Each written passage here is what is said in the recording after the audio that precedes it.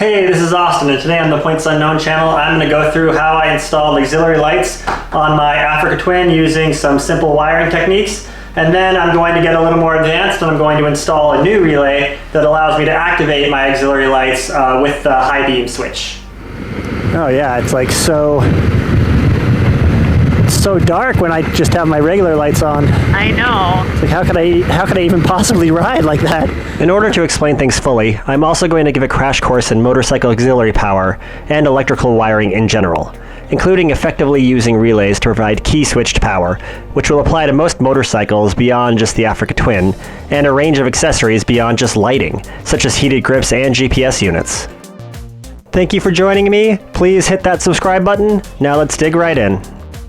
First things first, in order to get at everything lighting related, you need to remove the side fairings and front headlight shroud. I've provided a quick reference to do just that in a different video, so check that out if needed before continuing on. Also, anytime you do electrical work, you should disconnect the negative terminal from the battery. Let's start with the basics. The easiest way to add auxiliary lights to your Africa Twin is a nearly plug-and-play solution from Eastern Beaver. They make auxiliary power circuit solution kits specifically for the Africa Twin, which includes everything you need to safely power your accessories with switched circuits that only operate when the bike is on, that is, switched by the key. This is accomplished by the use of a relay, which receives control power from an accessory wiring plug located under the rear pillion seat and directly powers the 3CS circuits via a connection to the battery. Initially, this is the setup that I use to power my auxiliary lights. I purchased the 3CS system, which includes 3 key-switched fuse connections, a master fuse, and a relay. From there, I power my lights, a USB socket, and my heated grips. And this socket connects to the OEM accessory socket that's located here underneath the pillion seat. I've removed the plug from its storage location here under the pillion seat and slid it forward so that it comes into the main compartment of the main seat, and so I can put all my electronics in this area. So to get at that, you unplug it from its little home there. I've already done that. Move whatever this thing is out of the way. Grab this plug here, slide it out of the way. I can put this guy back in its home, just like that. The opening here. Let's inspect this connector a little more closely. So what we have, this is the OEM connector on this side, and then the Eastern Beaver connector on this side. Again, it's a Sumitomo 090 sealed connector, 6-pin. But coming into this connector, we only have 3 cables. The green one is ground. The brownish one with the white stripe is power all the time. And the reddish one with the yellow stripe is switch power from the key. So that's what's coming into that connector. From there, we are grabbing the switched power, the keyed power, and the ground. A direct connection to the battery for powering your accessories is always the best, and then using the ignition relay to protect the battery from draining while the bike is off. The Africa Twin battery is located in a hard-to-access compartment on the left side of the bike behind the choke of a toolkit. Removing the bracket and then the toolkit gives you access to the battery compartment. It's a really tight fit, so I highly recommend making good auxiliary wire connections to both negative and positive terminals the first time, so you don't have to get in and mess with it ever again. The Eastern Beaver kit provides plug-and-play accessory power, but if you are interested in doing it more yourself without purchasing a complete kit, my go-to for Japanese connectors is CycleTerminal.com. The underseat connector is a Sumitomo 090 sealed 6-pin connector. The relay is a sealed 12-volt micro relay, and the fuse blocks are also available. But really, with the quality, cleanliness, and cost of the Eastern Beaver solution, I would highly recommend it. In order to understand a little more of what is going on with these circuits, let's head into the classroom for some simulation. Let's just focus on the battery, the switch that is from keyed power, and a relay to the auxiliary lights. So in this case, we utilize a relay so that we can power the auxiliary lights directly off the battery, but have the lights automatically switch off when the key is pulled. We have the auxiliary on switch. If we engage that, you can see that there's no power running through the system. And the reason for that is that the key is in the off position. The relay controls whether or not power will be provided. So when the key is thrown, the relay switches position and provides power to the auxiliary circuit. When the key is off, the relay goes, and even though the auxiliary lights on switch is still in the on position, it does not provide power to the auxiliary lights. Specifically for wiring up a relay on the Africa Twin, the main 12-volt power supply and ground come directly from the bike's battery. The on signal to activate the relay comes from the red wire with a yellow stripe on the underseat connector, and the output from the relay goes to the fuse block and auxiliary lights.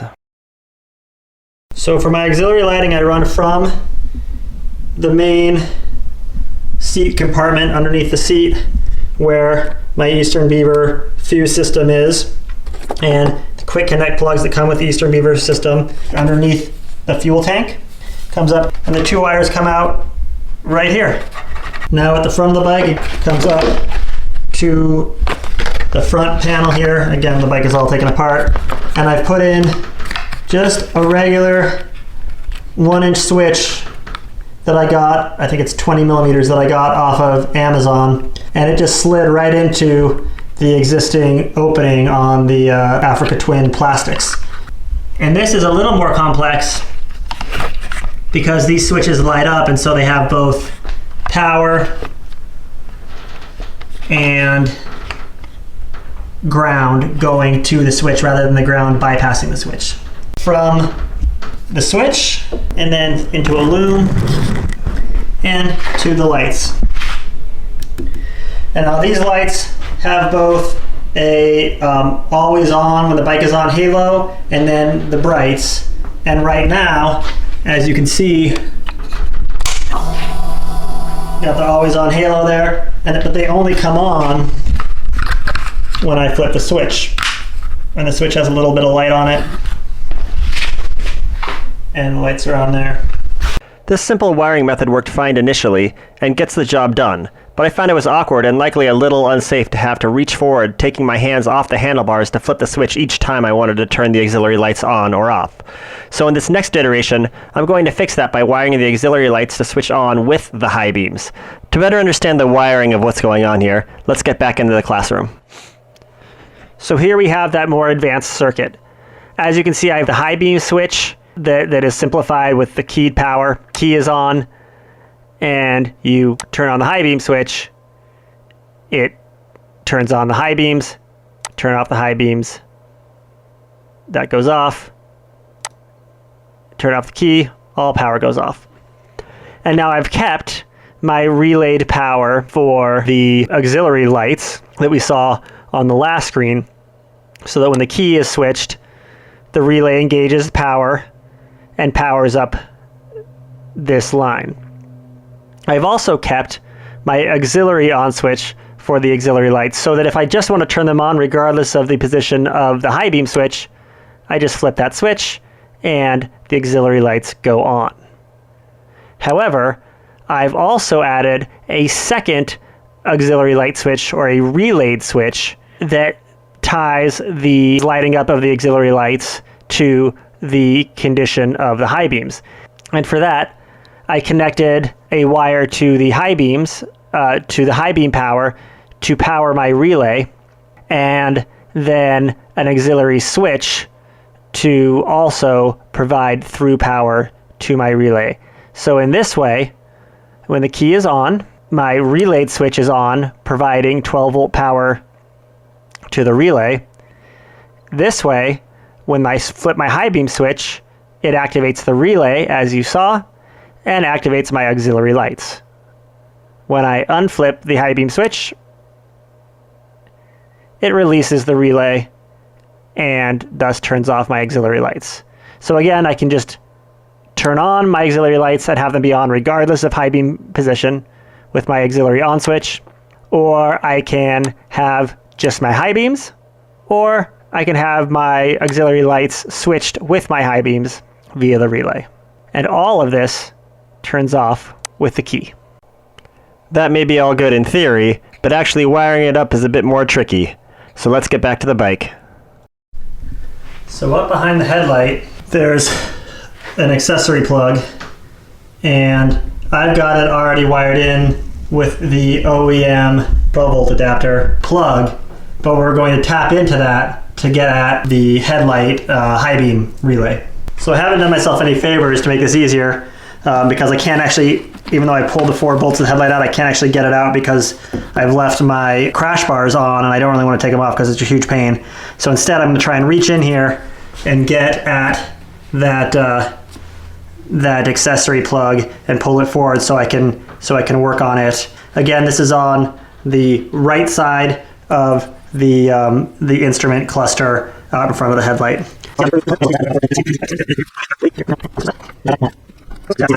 And so that's that auxiliary plug here that normally just lives right here and has a dummy cap on it. But I already had the OEM 12 volt adapter cigarette lighter plug plugged into it, which is this guy. The OEM accessory socket that lives behind the headlight has 4 wires coming into it. It's got a blue-black, a light blue, a green, and a red with the yellow stripe. The OEM 12 volt accessory adapter comes with just the yellow, red, and the green.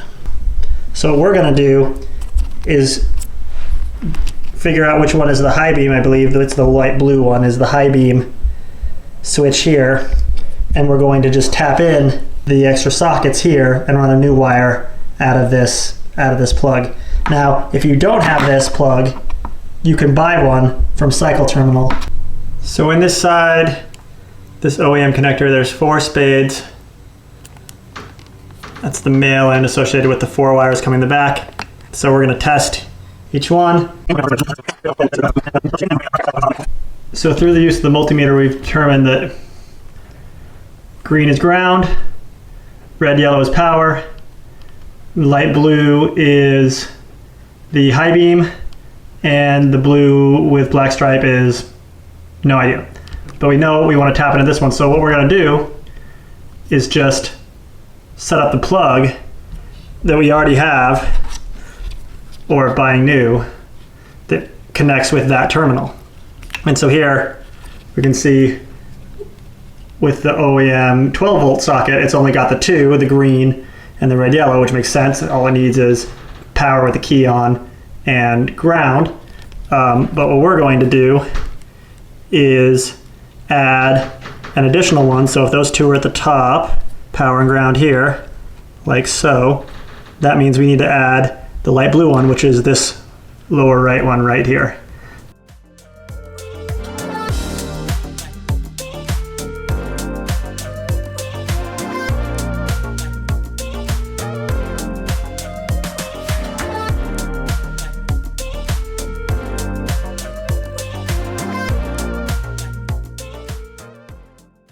For relays, I really like these micro relays because, well, the obvious reason they're so small. I mean, if you compare them side by side with like a standard mini relay, I mean, these are just, half the size. And on a motorcycle where space in enclosed and covered areas is a premium, these micro relays I think are the way to go. And I get these from Cycle Terminal as well. So on these micro relays, from the top, the pinout to remember is that the top left up here is the output signal, so that is the switched terminal.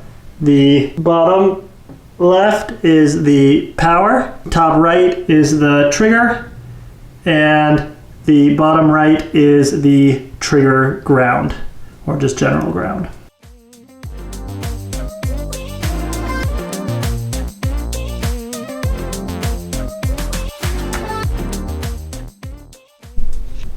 So the first thing I'm going to do is create a kind of splitter that splits off from the power to the lights. And this is going to allow me to power the lights either from the relay or from the other switch.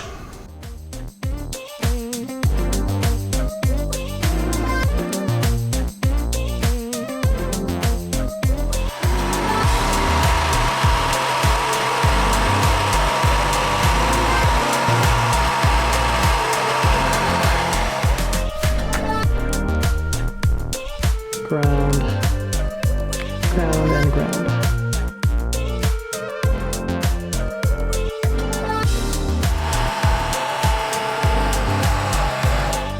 So now I've got all the wires into my relay harness except for the blue wire. So let's put that guy in.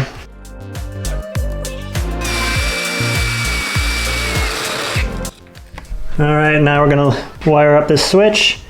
I could use spade connectors, but I don't want to because I don't want it to fall apart. So I'm just gonna use heat shrink and direct wire through the holes here. So ground is on the top, load is in the middle, power is on the bottom.